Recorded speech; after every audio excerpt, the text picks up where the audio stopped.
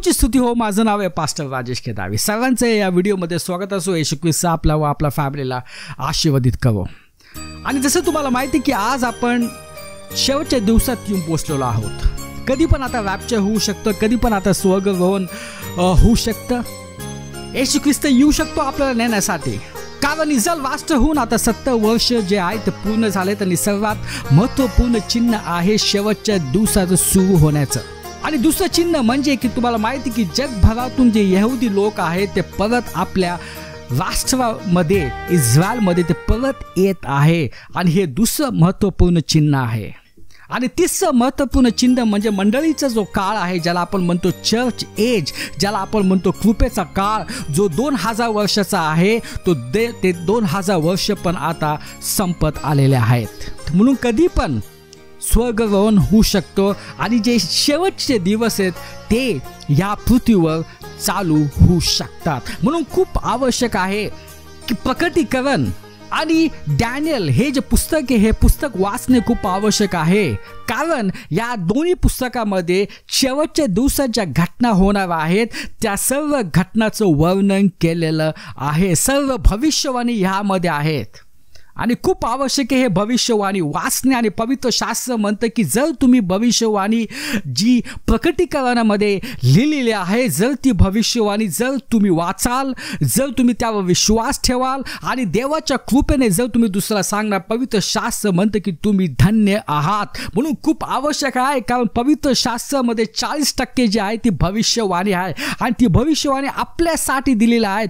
कारण आपल्याला माहिती होणे खूप आवश्यक आहे की शेवटच्या दिवसात जे आहेत कुठल्या घटना होणार आहेत आणि शेवटचे दिवस जे आहेत ते कधी सुरू होणार आहेत. म्हणजे आपण जे बाकीचे जे लोक आहेत त्यांच्यासारखं आपल्याला आश्चर्य व्हायला नको.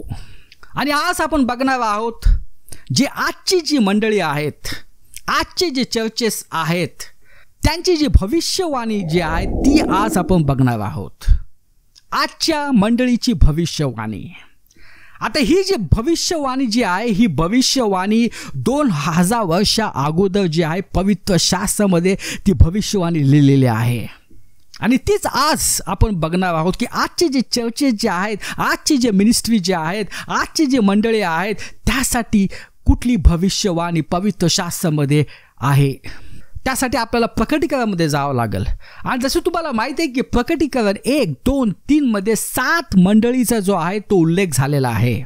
आणि येशू ख्रिस्ताने यूहन्नाद्वारे या 7 मंडळीला जो आहे तो संदेश दिला होता.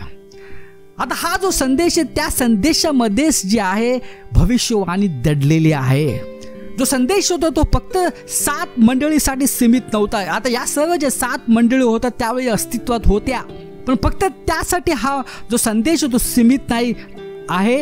या संदेशामध्ये भविष्यवाणी आहेत. आणि ती संपूर्ण जो मंडळीचा जो काळ जो आहे, जो 2000 वर्षाचा जो आहे, चर्च एज जो 2000 वर्षाचा आहेत, त्या सर्व 2000 वर्षाची जी भविष्यवाणी जी आहे त्या ह्या संदेशामध्ये दडलेली आहे.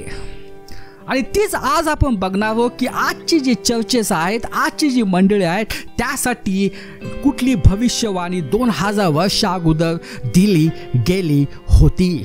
आपण वाचूया प्रकटीकरण 2.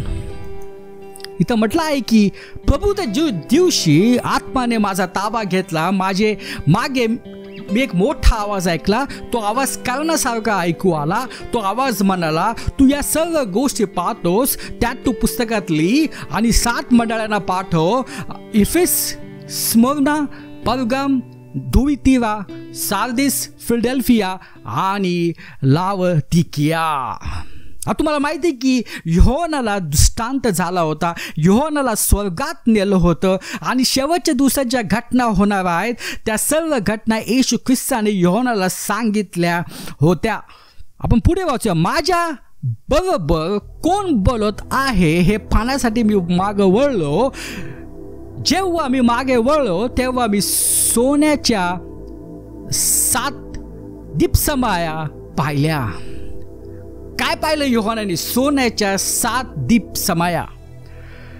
मी कोणाला तरी दीपस्तंभामध्ये पाहिलं जो मनुष्याच्या पुत्रासारखा होता, म्हणजे येशू ख्रिस्त. त्याने लांब पाय घोळ झगा घातला होता. त्याने सोन्याचा पट्टा छातीवर बांधला होता. त्याचे डोके आणि केस बर्फासारख्या पांढऱ्या लोकरीप्रमाणे शुभ्र होते. त्याचे डोळे अग्नीच्या ज्वालेसारखे होते. त्याचे पाय भट्टीत गरम झाल्यानंतर चमकणारा पितळासारखे होते. त्याचा आवाज पुराचे पाणी असा आवाज करते तसा होता. त्याच्या उजव्या हातात 7 तारे होते. त्याच्या तोंडातून दोन्ही बाजूंनी तीक्ष्ण धार असणारी तलवार निघाली. तो दिवसाच्या मध्याने अतिशय प्रखर तेजाने प्रकाशणारा सूर्यासारखा दिसत होता. तेव्हा मी त्याला पाहिले, तेव्हा मी मेलेला माणसासारखा त्याच्या पायाजवळ पडलो.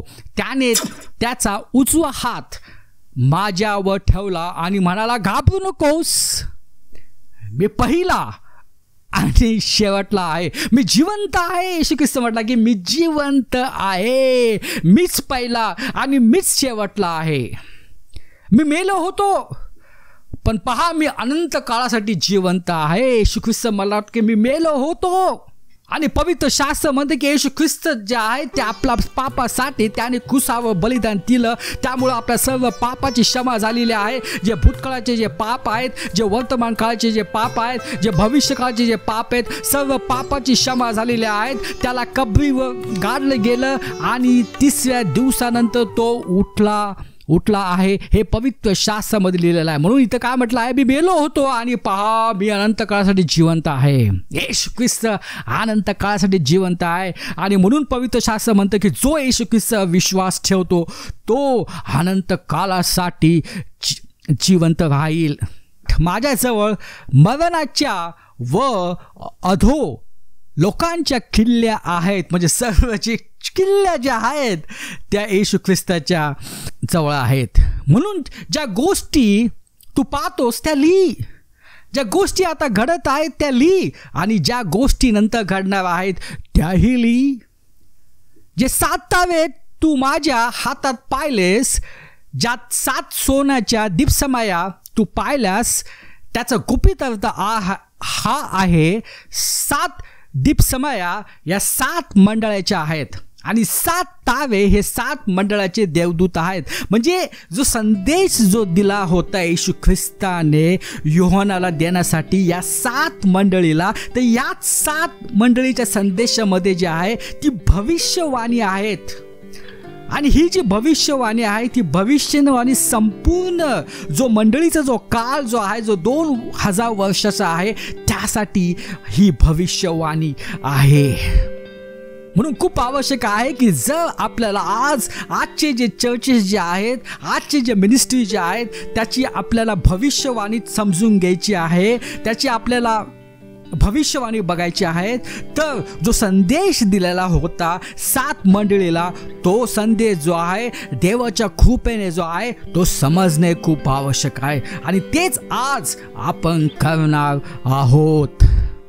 आणि त्यासाठी आपल्याला काही वचने वाचावं लागतील आणि काही गोष्टी आपल्या देवाच्या कृपेने समजून घ्याव्या लागतील. आता तुम्ही म्हणाल, पास्टर हे जे तुम्ही म्हणता की जो चर्चचा जो काळ आहे, जो मंडळीचा जो काळ आहे, तुम्ही असं का म्हणता की तो 2000 वर्षाचा आहे? कुठून तुम्ही हे 2000 वर्ष काढले? त्यासाठी आपण फक्त 2 वचन वाचूया. आपण जाऊया 2 पेत्र 3:8.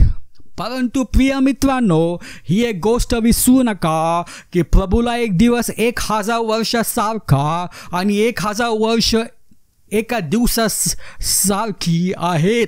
म्हणजे इथं काय म्हटलं आहे की एक दिवस म्हणजे 1000 वर्ष. हे तुम्ही लक्षात ठेवा. 2रं वचन आपण वाचूया. आपण जाऊया होशेया अध्याय 6:2. 2 दिवसांनी तो आपल्या जिवंत करेल आणि 3ऱ्या दिवशी उठवेल, मग आपण त्याच्याजवळ पाहू शकू. काय म्हटलं आहे की 2 दिवसांनी तो आपल्याला जिवंत करेल. आता हे जे वचन जे आहे हे वचन यहुदी लोकांना उद्देशून म्हटलेलं आहे. आता तुम्हाला माहिती आहे की यहुदी लोक जे आहेत ते क्लेश समयातून जातील. ते क्लेश समयामध्ये आहेत कारण त्यांनी येशू ख्रिस्तावर त्यांनी विश्वास ठेवला नाही, म्हणून ते क्लेश समयामध्ये आहेत. आणि क्लेश समय जो आहे, क्लेशाचा जो काळ आहे तो त्यांच्यासाठी आहे, त्यांच्या पश्चातापासाठी आहेत. आणि त्या क्लेशाच्या काळामध्ये ते पश्चाताप करतील, ते येशू ख्रिस्तावर विश्वास ठेवतील, ते येशू ख्रिस्ताला मसीहा म्हणून विश्वास ठेवतील, ते येशू ख्रिस्ताला देव म्हणून स्वीकारतील आणि म्हणून इथं म्हटलं आहे की तिसऱ्या दिवशी उठविल. 2 दिवसांनी तो आपल्याला जिवंत करेल. 2 दिवस म्हणजे काय? 2 दिवस म्हणजे 2000 वर्षानंतर. आता तुम्हाला माहिती आहे की आदाम आणि येशू ख्रिस्त यामध्ये 4000 वर्षाचा अंतर आहे आणि येशू ख्रिस्तानंतर वधस्तंभानंतर जे आहे ते जो मंडळीचा जो काळ आहे तो सुरू होतो, ज्याला आपण म्हणतो कृपेचा काळ. आता हा जो कृपेचा जो काळ आहे तो संपतो जेव्हा आपलं रॅप्चर होईल. आता कृपेचा जो काळ आहे तो 2000 वर्षाचा आहे. इथं काय म्हटलं आहे? 2 दिवसांनी तो आपल्याला जिवंत करेल. म्हणजे कृपेचा काळ 2000 वर्षाचा आहे आणि जेव्हा 2000 वर्ष पूर्ण होतील तेव्हा जे आहे स्वर्गारोहण होईल आणि तिसऱ्या दिवशी तर म्हटलं आहे की म्हणजे जेव्हा क्लेश समय सुरू होईल तेव्हा ज्या यहुदी लोक जे आहेत ते पश्चाताप करतील आणि ते जे आहेत ते धार्मिकरित्या त्यांना उठवलं जाईल. कारण जर त्यांनी पश्चाताप नाही केला आणि जर त्यांनी येशू ख्रिस्तावर विश्वास नाही ठेवला तर ते अनंत काळासाठी नरकात जातील. तर ह्या दोन्ही वचनावरून आपल्याला समजतं की जो कृपेचा जो काळ आहे तो 2000 वर्षाचा आहे. त्याच्यानंतर जे आहे ते स्वर्गारोहण होणार आहेत आणि नंतर क्लेशाचा काळ सुरू होणार आहे, तो 7 वर्षाचा असेल आणि जे शेवटचे जे 1000 वर्ष जे आहेत ते आहेत मिलेनियम किंगडमसाठी. जसं तुम्हाला माहिती की येशू ख्रिस्ताचं राज्य स्थापन होणार आहे आणि तो येरुशलेममधील तो सर्व जगावर राज्य करणार आहे. म्हणून पवित्र शास्त्र म्हणतं की तो राजांचा राजा आहे, प्रभूंचा प्रभू आहे. तर ते 1000 वर्षाचं राज्य ह्या पृथ्वीवर असेल. हे जे राज्य जे आहे हे राज्य अनंत काळासाठी असेल, पण फक्त पृथ्वीवरती 1000 वर्ष असेल. म्हणजे आदाम आणि येशू ख्रिस्त यामध्ये 4000 वर्ष, येशू ख्रिस्त आणि जे रॅप्चर आहे त्यामध्ये 2000 वर्षाचा जे अंतर होणार आहे आणि त्यानंतर शेवटचे जे आहे ते 1000 वर्ष. म्हणजे तुम्ही त्या सर्वांची बेरीज करता तर तुम्हाला उत्तर येतं 7000 वर्ष. तर पृथ्वी जी आहे ही फक्त 7000 वर्षासाठी आहे आणि 7000 वर्षानंतर जे आहे ह्या पृथ्वीचा जो आहे तो नाश होणार आहे. आपण ते बघितलेलं आहे. नवीन स्वर्ग आणि नवीन पृथ्वी, नवीन आकाश व नवीन पृथ्वी जी आहे ती उत्पन्न होईल.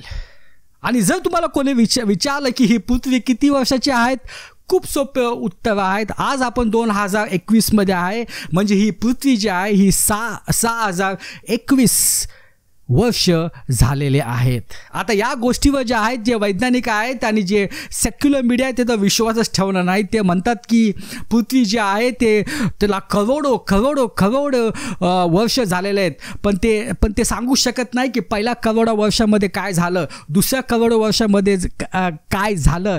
आणि ते म्हणतात की पृथ्वी जी आहे ती देवाने निर्माण नाही केली आहे, काहीतरी करोडो वर्ष अगोदर काहीतरी झालं आणि पृथ्वी निर्माण झाली. तर मी त्यांना सांगू इच्छितो आज असं का होत नाही. तर या सर्व गोष्टीचं जे आहे ते उत्तर देऊ शकत नाही. असो, पण तुम्हाला माहिती आहे की ही जी पृथ्वी जी आहे ही 7000 वर्षासाठी आहेत आणि जे आहेत 6021 वर्ष जे आहेत आता चाललेले आहेत. म्हणजे आपण खूपच शेवटच्या दिवसातून पोचलेलो आहोत. आता ह्याच्यावरून आपल्याला समजलं की जो चर्चचा जो काळ आहे तो 2000 वर्षाचा आहे. आता आपल्याला बघायचं आहे की आजची जी मंडळी आहे, आजची मंडळीचं भविष्य काय आहे, आजची चर्चेचं भविष्य काय आहे. आता तुम्हाला समजलं की जो चर्चचा जो काळ आहे, जो मंडळीचा जो काळ आहे तो 2000 वर्षाचा आहे. आणि येशू ख्रिस्ताने जो 7 मंडळी जो संदेश दिला होता, तो संदेश जो होता तो संपूर्ण जो मंडळीचा जो काळ आहे त्यासाठी होता. म्हणजे एक जी मंडळी आहे ती एक ठराविक जो मंडळीचा जो काळ आहे त्याबद्दल आपल्याला भविष्यवाणी देते. आणि आपल्याला आता काय करावं लागेल, या सर्व मंडळाचं आपल्याला विभागणं करावं लागेल. कालावधीच्या अनुसार आपल्याला सर्व मंडळाचं आपला विभागन करावं लागेल. आता त्यासाठी 2 प्रकार आहेत. पहिला प्रकार मी तुम्हाला सांगतो आणि दुसरा पण मी तुम्हाला सांगतो. आता पहिला प्रकार म्हणजे जसं तुम्हाला माहिती आहे की 2000 वर्षाचा जो आहे तो मंडळीचा काळ आहे, त्याला 7ने तुम्ही गुणा, कारण 7 मंडळे आहेत. तर आपल्याला उत्तर मिळतं 285 काहीतरी आपण 285 वर्ष धरूया, म्हणजे शून्यापासून आपण सुरू करूया. तर 0 ते 285 हा एक काळ झाला आणि हा जो काळ आहे त्याला आपण नाव देऊया एफेस चर्चचा काळ. नंतर 285 ते 570 जो आहे तो स्मुर्ना याचा हा चर्चचा काळ आहे. आता 285 तुम्ही प्लस करा 285 तुम्हाला उत्तर मिळतं 570. आता 570ला तुम्ही 285 बेरीज करा, तुम्हाला उत्तर मिळतं 853. तर 0 ते 285 हा इफिस चर्चचा काळ. नंतर 285 ते 570 हा स्पुर्ना चर्चचा काळ. 570 ते 853 हा पर्गम चर्चचा काळ. आणि 853 ते 1140 हा धुवतीवा चर्चचा काळ. आणि 1140 ते 1425 जे आहे तो हा काळ जो आहे हा सार्दिस मंडळीचा काळ. आणि 425 ते 1710 हा आहे फिलडेल्फिया मंडळीचा काळ. आणि 1710 ते आत्तापर्यंत किंवा आपण म्हणू शकतो की स्वर्गरोहणपर्यंत तो काळ आहे तो आहे लावदिकिया मंडळीचा काळ. म्हणजे आज आपण जो आहेत आपण लावदिकिया जो आहेत या काळामध्ये आहेत. आता हा एक प्रकार झाला. दुसरा प्रकार म्हणजे काय, जो आणि बरेच जे बायबल स्कॉलर आहेत ते अशा रीतीनेच ते विभागणी करतात मंडळीची. पहिलं म्हणजे 0 ते 130 हा जो आहे हा इफिस चर्चचा काळ. 130 ते 313 हा जो आहे हा स्मुर्ना. नंतर 313 ते 500 आहे पर्गम. 500 ते 1000 आहे धुवतीवा. 1000 ते 1500 आहे सार्दिस. 1500 तो 1851 हा आहे फिलडेल्फिया. आणि त्यानंतरचा जो काळ आहे आतापर्यंत किंवा रॅप्चर हुसपर्यंत तो आहे लावदिकिया. अशा 2 प्रकारे विभागणी होती. तर दुसरी जी आहे दुसरी पुष्कळ जे बायबल स्कॉलर्स आहेत त्या दुसरीचा उपयोग करतात. आता थोडा फरक आहे या दोनामध्ये, थोडा वर्षांचा फरक आहे. आता जेव्हा मी असं म्हणतो की 0 ते 130 जो आहे तो इफिसिस जे मंडळी आहे त्याचा काळ, याचा अर्थ काय होतो? याचा अर्थ असा होतो की जे मंडळी ज्या होत्या 0 आणि 130 या वर्षाच्या मध्ये जो संदेश जो दिला होता इफिसिस मंडळीसाठी, तर हा जो संदेश ही जी भविष्यवाणी जी आहे ही भविष्यवाणी या सर्व मंडळीला जे 0 ते 130 वर्षाच्या मध्ये होते त्यांना ती भविष्यवाणी लागू पडते. आता तसेच 130 ते 313 हा जो काळ आहे तो स्मुर्ना. तर स्मुर्नाला जो संदेश दिला होता तर ह्या संदेशामध्ये जी भविष्यवाणी होती ती भविष्यवाणी जी आहे ते 130 आणि 313 या कालावधीत जेवढ्या मंडळ्या होत्या त्यासाठी जी भविष्यवाणी लागू केलेली आहे. आताचा जो काळ आहे जसं मी तुम्हाला सांगितलं 1851 ते रॅप्चर हुसपर्यंत हा जो काळ जो आहे तो आहे लावदिकिया मंडळीचा. आता लावदिकियाला जी भविष्यवाणी दिली गेली होती, जो संदेश दिला गेला होता, तर ही जी भविष्यवाणी जी आहेत हे सर्व ज्या मंडळ आहेत जे 1851 पासून जे आतापर्यंत आहेत रॅप्चर हुसपर्यंत असतील त्या सर्वांना ही भविष्यवाणी जी आहेत ही भविष्यवाणी लागू पडते. आता आपण जे आहेत आपण 2021 मध्ये आहेत. तर आपल्याला माहिती आहे की जे 2000 वर्ष अगोदर जे आहेत ते काय झालेलं होतं. तर ज्या भविष्यवाणी ते दिला गेला होता, ज्या पहिल्या ज्या मंडळीला दिल्या होत्या, तर त्या भविष्यवाणी पूर्ण झाल्यात का नाही ते आपण बघूया. आता 0 ते 130 हा जो काळ होता त्याला आपण म्हणतो इफिस मंडळीचा काळ. आता ह्या काळामध्ये जे ख्रिस्ती होते ते कट्टरपंथी होते. ते ज्या गोष्टीवर ते विश्वास करत होते त्या गोष्टीसाठी ते बलिदान करायला तयार होते. आणि खूप ख्रिस्ती लोकांनी खूप अत्याचार सहन केला. आणि त्यांचे जे तत्व होते त्या तत्व ते ठाम होते. आणि जे शुभवर्तमानाचा जे प्रचार करत होते की येशू ख्रिस्त आपल्या पापासाठी वधस्तंभावर मरण पावला, त्यानंतर त्याला गाडलं गेला, तिसऱ्या दिवशी तो उठला, हे जे शुभ वर्तमान जे आहेत, हे शुभ वर्तमान हे सर्वीकडे जाऊन ते प्रचार करत होते. आणि दुसरं तत्व म्हणजे की आपलं जे तारण जे आहे, आपलं तारण येशू ख्रिस्ताच्या कृपेने होतं. पण असं झालं की जसा जो काळ पुढे गेला, म्हणजे आपण म्हणू शकतो 110 इसवी सनानंतर, की पुष्कळ जे आहे त्यांनी जे खरी शिकवण जी होती, खरे जे त्यांचे सिद्धांत होते, त्यातून ते दूर गेले आणि चुकीच्या गोष्टीवर ते विश्वास करायला त्यांनी सुरुवात केली. चुकीचा संदेश ते दुसऱ्या लोकांना देऊ लागले. आणि म्हणून त्यांच्यासाठी भविष्यवाणी दिली गेली होती. ती भविष्यवाणी आपण वाचूया तर आपल्याला समजेल. इथं म्हटलं आहे, आपण जाऊया प्रकटीकरण 2:3-4. माझ्या नावासाठी तू धीर धरलास, माझ्या नावामुळे तू दुःख सोसले आहेस आणि तू थकला नाहीस.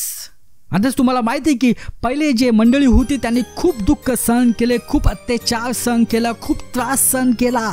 पण पवित्र शास्त्र वचन 4 मध्ये म्हणते की तरी तुझ्या विरुद्ध माझे म्हणणे आहे, तू तुझी पहिली प्रीती सोडली आहे. इथे काय म्हटलं म्हणते येशू ख्रिस्त, की तू पहिली प्रीती सोडलेली आहेत. जे तुझे पहिले जे तुझे सिद्धांत होते, पहिले तुझे जे विचार होते, पहिले तुझा जो संदेश होता, पहिले तुझे जे तत्व होते, ते तत्व सर्व तू विसरून गेलास. तू तुझी पहिली प्रीती सोडली. आणि ही जी भविष्यवाणी येशू ख्रिस्ताने जे 0 ते 130 कालावधीच्या आतले जी मंडळी होती त्यांना दिली होती, आणि ती भविष्यवाणी पूर्ण झाली. कारण इसवी सन 120 नंतर हे सर्वजण जे आहे, पुष्कळ जे आहेत, त्यांनी आपली पहिली प्रीती सोडली. आता बघा, जी भविष्यवाणी दिली गेली होती ती कशी पूर्ण झाली. आता आपण बघूया दुसरा काळ. आणि हा जो काळ जो आहे तो 130 ते 313 हा काळ आहे. आणि हा काळ जो आहे हा स्मुर्ना मंडळीचा काळ आहे. आता इथं काय म्हटलं आहे त्याची पहिले आपण भविष्यवाणी बघूया. आपण जाऊया प्रकटीकरण 2:10. जे दुःख तुला सहन करायचे आहे त्याविषयी घाबरू नकोस. मी तुला सांगतो, तुम्हापैकी काही ना तुमची परीक्षा पाहण्यासाठी सैतानाकडून तुरुंगात टाकतील आणि तुम्ही 10 दिवस छळ सहन करावा लागेल. पण तरी मरेपर्यंत विश्वासू राहा आणि मग मी तुम्हाला जीवनाचा मुकुट देईन. आता इथं जे आहे, इथं 10 दिवस छळ सहन करावं लागेल. इथे येशू ख्रिस्ताने जे आहेत, येशू ख्रिस्ताने त्यांना म्हटलेलं आहे की 10 दिवस. इथं 10 जो आहे ह्या अंकाचा इथं उल्लेख झालेला आहे.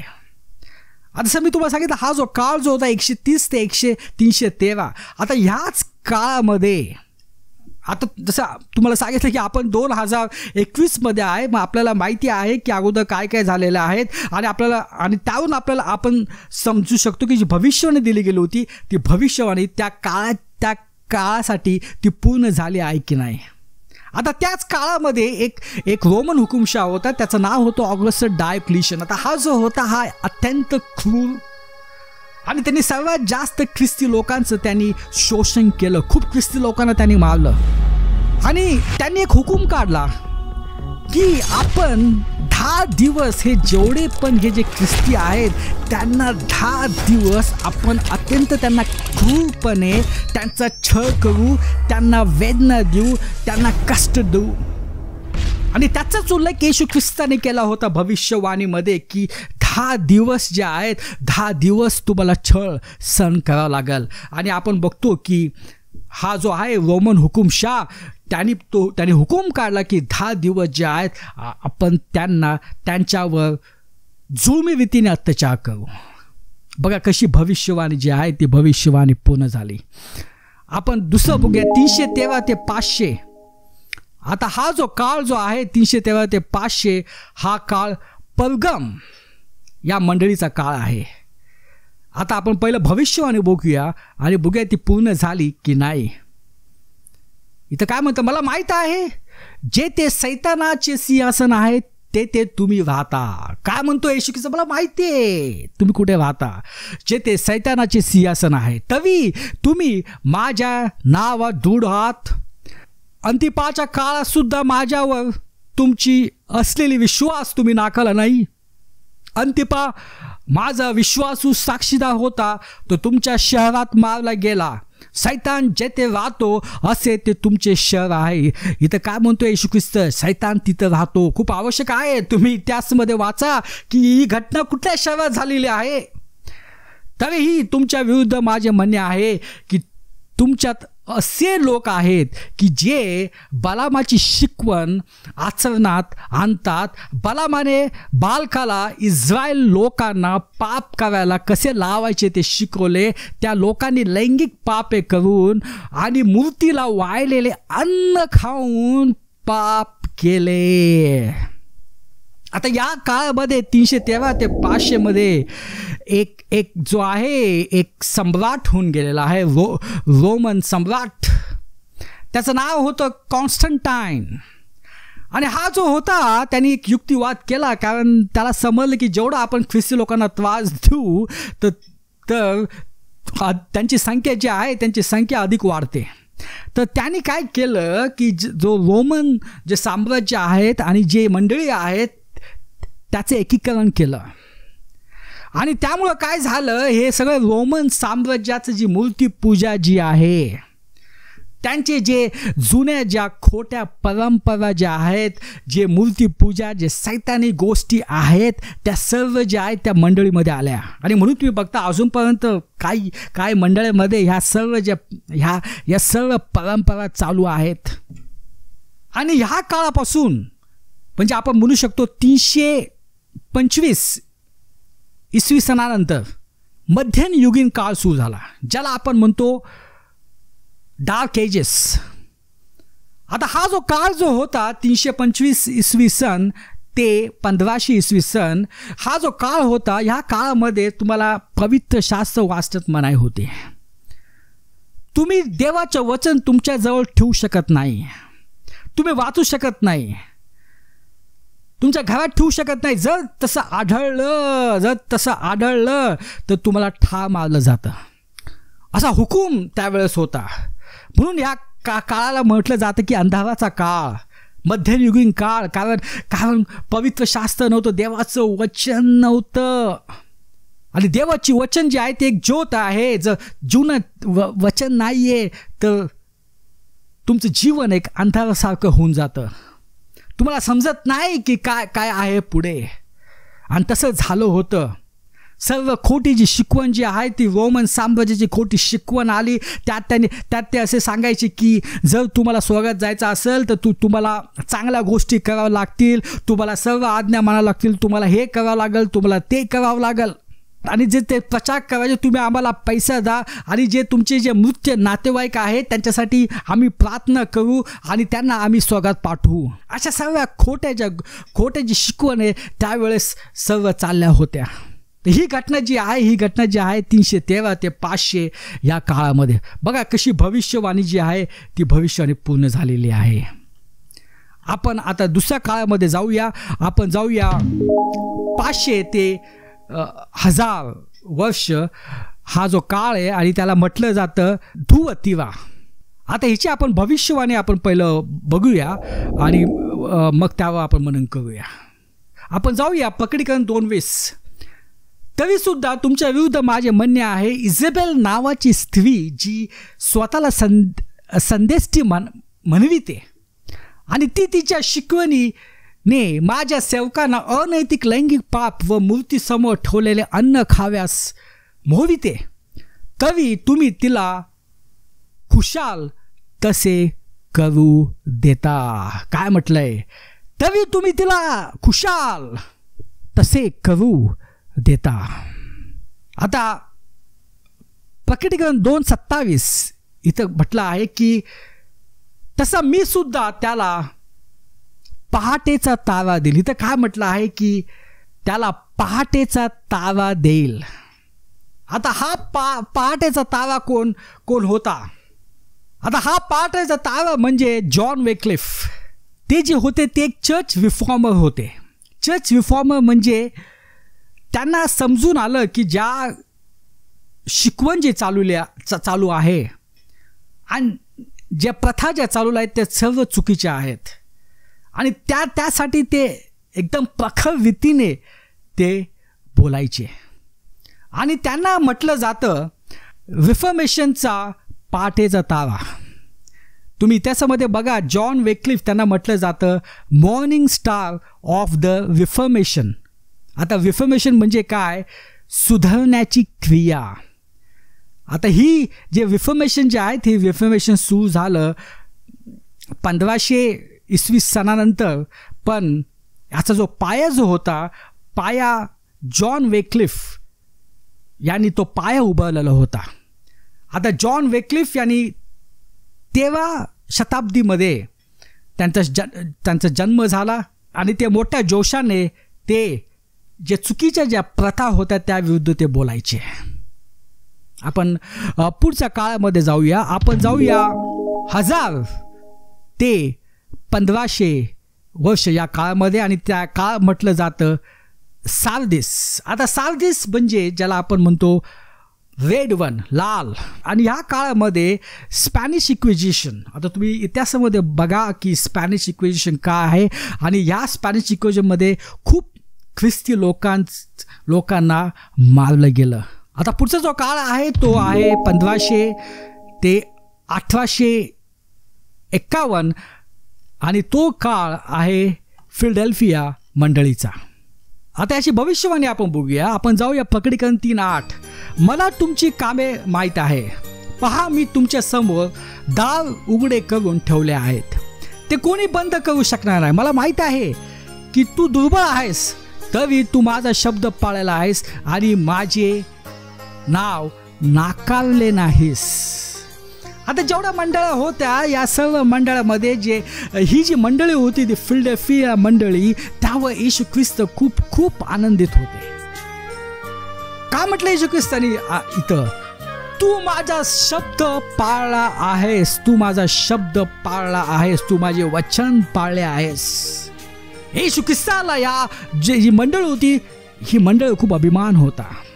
आणि हा जो काळ जो होता, फिलडेल्फिया मंडळीचा जो काळ जो होता, या काळामध्ये अद्भुत गोष्टी झाल्या. जसं जे रिफॉर्मेशन जे मूवमेंट होतं, सुधारण्याचा जो काळ जो होता, जर तुम्हाला माहिती आहे की 325 इसवी सन ते 1500 इसवी सन याला म्हटलं जातं डार्क एजेस, अंधाराचा काळ. 1500 पासून 1500 इसवी सनानंतर जो आहे सुधारण्याचा काळ सुरू झाला. कारण पवित्र शास्त्र जे आहेत, पवित्र शास्त्र लोकांकडे येऊ लागलं, देवाचे वचन येऊ लागले, आणि त्यासाठी मोठा जो सिंहाचा जो वाटा उचलला तो उचलला मार्टिन लुथर. तो वचन लोकांना मिळू लागलं. लोक घरी देवाचं वचन जे आहेत ते वचन ते वाचू लागले. अत्याचार झाला, पण हा सुधारण्याचा काळ होता. लोकांना समजलं की खोटी शिकवण कुठली आहे, खरी शिकवण काय आहे. लोकांना समजलं की स्वर्गात आपला जाण्यासाठी फक्त देवाची कृपाची आवश्यकता आहे. तर काळ सुधरत गेला. जग जे आहे ते जग अंधारातून प्रकाशाकडे येऊ लागलं. आणि ह्याच काळामध्ये 1611 पहिलं पवित्र शास्त्र, ज्याला आपण म्हणतो किंग जेम्स व्हर्जन, प्रकाशित झालं. आणि ही खूप महत्त्वपूर्ण घटना होती. 1700 George Washington, Benjamin Franklin, Hancock हे सर्वजण जे आहे ते सर्वजण फिलडेल्फियाला ते भेटले, आणि त्यांनी निर्णय केला की आपण स्वतंत्र होऊया, आपण ब्रिटिशापासून स्वतंत्र होऊया. आणि 1776 त्यांनी एक देश स्थापन केला. त्या देशाचं नाव आहे युनायटेड स्टेट्स ऑफ अमेरिका. तर युनायटेड स्टेट्स ऑफ अमेरिकाची जी पहिली जी राजधानी होती ती राजधानी होती फिलडेल्फिया. आणि याच फिलडेल्फियामध्ये 1611 पवित्र शास्त्र आलं, किंग जेम्स ऑथराइज व्हर्जन आले. खूप काय गोष्टी घडल्या. रिफॉर्मेशन जी मूवमेंट होती, सुधारण्याचा जो काळ होता तो सुरू झाला. आणि तुम्हाला माहिती आहे, अमेरिका जे आहेत जगभर त्याने देवाचं जे वचन आहे ते जगभर देवाचं वचन पसरवलं. डेव्हिड लिव्हिंगस्टन ते आफ्रिकेला गेले देवाचं वचन सांगण्यासाठी, आणि त्या अगोदर कुठलाही व्हाईट मॅन आफ्रिकेला गेला नव्हता. म्हणजे देवाने अमेरिकेचा खूप मोठा उपयोग करून घेतला त्याचं वचन सर्व जगामध्ये सांगण्यासाठी. तर या सर्व गोष्टी या काळामध्ये झाल्या. आणि नंतरचा जो काळ आहे तो 1851 आणि तो असेल स्वर्गरोहणापर्यंत, तो काळ जो आहे तो काळ म्हणजे लेओडिकिया. आता ह्या काळासाठी म्हणजे आजचे जे मंडळ त्यासाठी काय भविष्यवाणी दिलेली गेली आहे, ती भविष्यवाणी आपण पहिली वाचूया. आणि ती भविष्यवाणी म्हणजे प्रकटीकरण 3:20, मी येथे आहे, मी दाराजवळ उभा राहतो व दार ठोठवतो. जर कोणी माझा आवाज ऐकतो आणि दार उघडतो तर मी आत येईन आणि त्याच्याबरोबर जेवीन व तोही माझ्याबरोबर जेवेल. आज जसं मी तुम्हाला सांगितलं की 7 मंडळीमध्ये जी फिलडेल्फिया जी मंडळी होती, या मंडळीवर येशू ख्रिस्त जो होता तो खूप खुश होता. आणि येशू ख्रिस्त त्यांना म्हणतो की तू माझा शब्द पाळला आहेस. आणि तर अजून म्हटलं आहे की पहा, मी तुमच्या समोर दार उघडे करून ठेवलेले आहेत. म्हणजे फिलडेल्फिया मंडळी जे होती, एक उघडे द्वार होतं. आणि त्या द्वाराने जे येशू ख्रिस्ताचं जे वचन जे आहेत ते जगभर पसरलं. पवित्र शास्त्र त्या काळामध्ये आलं, किंग जेम्स व्हर्जन बायबल, आणि अमेरिकाची स्थापना झाली त्या काळामध्ये. म्हणून इथे येशू ख्रिस्त म्हणतो की तुमच्या समोर द्वार उघडे करून ठेवलेलं आहे, तुमच्या समोर दार उघडे करून ठेवलेलं आहे. पण आता ही जी मंडळी जी आहे ती आत्ताच्या ज्या मंडळी आहेत, तिथे येशू ख्रिस्त म्हणतो की मी येथे आहे, मी दाराजवळ उभा राहतो व दार ठोकवतो. म्हणजे आजचे जे चर्चेस ज्या मंडळी आहेत त्यांचे जे दार जे आहेत ते बंद आहेत. येशू ख्रिस्त जे आहेत ते चर्चच्या बाहेर थांबलेला आहेत, येशू ख्रिस्त मंडळीच्या बाहेर थांबलेला आहेत. येशू ख्रिस्ताला मंडळी आतमध्ये प्रवेश नाहीये, तो दार ठोकवतो पण कोण ते दार उघडत नाहीये. कारण आपण सर्वांनी जे आहे ते येशू ख्रिस्ताला जे आहेत ते दरवाजाच्या बाहेर ठेवलेलं आहे. आपण फक्त आपली जी तत्व प्रणाली आहेत, आपले जे पंथ आहेत त्याची जी तत्व प्रणाली आहेत, आपली जी शिकवण आहेत, फक्त त्यावर आपण लक्ष केंद्रित करतो. आपण येशू ख्रिस्ताला जे आहेत, येशू ख्रिस्ताला आपण आत घेत नाही. आपण फक्त आपलं स्वतःच्या नावाने, स्वतःच्या पंथाच्या नावाने आपण पुढे जातो, पण येशू ख्रिस्ताला आपण आत घेत नाही. आपण म्हणतो येशू ख्रिस्तावर आम्ही प्रेम करतो, आपण त्याची स्तुती करतो, आपण गाणे गातो, आपण सर्व काही गोष्टी करतो, पण आपण येशू ख्रिस्ताला जे आहेत, आपण येशू ख्रिस्ताला आत घेत नाही. कारण आपण फक्त आपले जे पंथ जे आहेत, आपली जी शिकवण जी आहेत, जी मनुष्याची जी शिकवण आहेत, त्यावर फक्त आपण लक्ष केंद्रित करतो. आपण येशू ख्रिस्तापेक्षा आपण जे माणसं आहेत त्याला आपण जास्त महत्त्व देतो. आणि म्हणून इथं म्हणतो येशू ख्रिस्त, मी येथे आहे, मी दाराजवळ उभा राहतो व दार ठोठवतो. जर कोणी माझा आवाज ऐकतो आणि दार उघडलो तर मी आत येईन आणि त्याच्याबरोबर जेवीन व तोही माझ्याबरोबर जेवेल. येशू ख्रिस्त सर्वांना आमंत्रण करत आहे की ज्या मंडळींनी, ज्या चर्चेसनी, ज्या लोकांनी आपले हृदयाचे जे द्वार आहे ते बंद करून ठेवलेले आहेत, जे मंडळीचे जे द्वार आहे ते बंद करून ठेवलेले आहेत. पुष्कळ जे चर्चेस आहेत ते येशू ख्रिस्तावर विश्वास ठेवत नाहीत, ते येशू ख्रिस्ताला देव म्हणून मानत नाहीत, ते येशू ख्रिस्ताला फक्त एक चांगला प्रॉफिट म्हणून ते मानतात, ते येशू ख्रिस्ताला देव म्हणून मानत नाहीत. ते येशू ख्रिस्ताला जे आहे ते येशू ख्रिस्ताला दरवाजा बाहेर ठेवतात. आणि पुष्कळ ज्या चर्चेस ज्या आहेत ते म्हणतात की तुम्हाला नेहमी येशू ख्रिस्ताकडे जायची आवश्यकता नाही आहे, तुम्ही येशू ख्रिस्ताचे जे प्रेषित होते त्यांच्याकडे तुम्ही प्रार्थना करू शकता आणि उद्धारासाठी तुम्हाला येशूकडे जायची आवश्यकता नाही आहे, दुसरे पण आहेत, दुसरे पण मार्ग आहेत, त्याकडे तुम्ही जाऊ शकता. असा ते खोटा प्रचार करतात, ते येशू ख्रिस्ताला बाहेर ठेवतात. ते चर्च सारखेच आहे, सर्व काही जे वातावरण जे आहे ते चर्च सारखंच असतं. ते गातात, ते प्रार्थना करतात, पण ते येशू ख्रिस्ताला जे आहे ते आत घेत नाहीत. ही अवस्था आजच्या मंडळीची झालेली आहे. आणि हीच भविष्यवाणी येशू ख्रिस्तांनी दिली होती 2000 वर्ष अगोदर. आणि खरोखर आज आपण बघतो की पुष्कळ मंडळामध्ये, पुष्कळ मिनिस्ट्रीमध्ये ही जी भविष्यवाणी जी आहे ही पूर्ण होताना आपल्याला दिसते. येशू ख्रिस्तावर विश्वास ठेवत नाही, येशू ख्रिस्ताला ते दुय्यम स्थान देतात. ते फक्त आपले जे पंथ जे आहेत, आपल्या पंथाची जी शिकवण आहे, ज्या माणसाने जी शिकवणी दिलेल्या आहेत, ज्या माणसाने ज्या रूढी दिलेल्या आहेत, ज्या परंपरा दिलेल्या आहेत, त्यामध्ये फक्त ते मग्न आहेत. आणि म्हणून ते येशू ख्रिस्ताला ते बाहेर ठेवतात. आपण पुढे वाचूया. प्रकटीकरण 3:20. तुम्ही म्हणाल मी श्रीमंत आहेत, मी संपत्ती मिळवली आहेत आणि मला कोणत्याही गोष्टीची गरज नाही. आता इथे येशू ख्रिस्त म्हणतो हे सर्व जे आहेत ते सर्वजण मोठ्या दिमागात म्हणतात मी खूप श्रीमंत आहेत, माझ्याकडे खूप संपत्ती आहेत, माझ्याकडे हे आहे, माझ्याकडे गाडी आहे, माझ्याकडे बंगला आहे, माझ्याकडे ते आहे, ते सर्व काय आहे. आता हे सर्व असणं काय पाप नाही आहे. पण जर तुम्ही येशू ख्रिस्ताला जर तुम्ही बाहेर ठेवलं तर या गोष्टीचा काही फायदा नाही आहे. पण येशू ख्रिस्त म्हणतो तुम्हाला याची जाणीव होत नाही की तुम्ही नीच, नराधम, दयनीय, गरीब, आंधळे व ओंगळ आहात. येशू ख्रिस्ताने खूप कठोर शब्दांचा उपयोग केलेला आहे. येशू ख्रिस्त म्हटले तुम्ही नीच, नराधम, दयनीय, गरीब, आंधळे आहात. कारण तुम्ही येशू ख्रिस्ताला बाहेर ठेवलेला आहे. तो दरवाजा ठोकवतो पण तुम्ही दरवाजा उघडत नाहीत. तो तुमच्या हृदयाचा दरवाजा तो ठोकवतोय पण तुम्ही हृदय जे आहे ते हृदय तुम्ही खोलत नाहीत. कारण तुम्ही जे आहे तुम्ही तुमचे जे पंथ आहे, तुमची जी खोटी शिकवण आहेत, तुम्ही माणसाला तुम्ही जास्त महत्त्व देता, माणसाला देव मानतात आणि त्यात तुम्ही मग्न आहात. आणि तुम्ही म्हणता आम्ही खूप श्रीमंत आहेत, आम्ही संपत्ती मिळवणार. येशू म्हणतो की तुम्ही दयनीय, तुम्ही गरीब, आंधळे व ओघळ आहात. ही आहे आजच्या मंडळीची भविष्यवाणी. त्यांनी येशू ख्रिस्ताला बाहेर ठेवलेला आहे.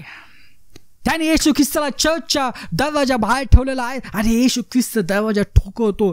तुम्ही मला बोलवा, मी येईल तुमच्याबरोबर जेवेल. पण लोक तयार नाही आहेत. कारण त्यांना चिंता आहे त्यांच्या तत्वांची, त्यांच्या तत्वप्रणालीची, माणसाच्या शिकवणीची, माणसांच्या रूढी परंपरेची. येशू ख्रिस्ताला त्यांनी बाहेर ठेवलेला आहे. ही आहे आजची जी मंडळी आहे, आजच्या मंडळीची भविष्यवाणी. प्रियानं खूप आवश्यक आहे. आपण ह्या काळामध्ये आहोत, आपण लावोडिकिया या काळामध्ये आहोत. येशू ख्रिस्त दरवाजावर उभा आहे आणि तो दार ठोठवतोय. आपण त्याला बोलवलं पाहिजे. तो आपल्याला आमंत्रण देतोय, आपण त्याला बोलवलं पाहिजे. आणि तो म्हटला आहे की मी येईल तुमच्या बरोबर मी जेवेन. हे येशू ख्रिस्ताने आपल्याला सांगितलेलं आहे. म्हणून आवश्यक आहे की आपण आपल्या जे मंडळीचं जे द्वार आहे, जे चर्चचे जे द्वार आहे ते येशू ख्रिस्तासाठी उघडणं खूप आवश्यक आहे. तर ही भविष्यवाणी जी होती, ही भविष्यवाणी येशू ख्रिस्ताने योहानाला दिली होती. आणि ह्या भविष्यवाणी जे आहे ही 2000 वर्षाचा जो मंडळीचा जो काळ आहे, या संपूर्ण काळाची भविष्यवाणी ती होती. आणि आपण बघतो की ती भविष्यवाणी जी आहे ती कशी पूर्ण होत गेली.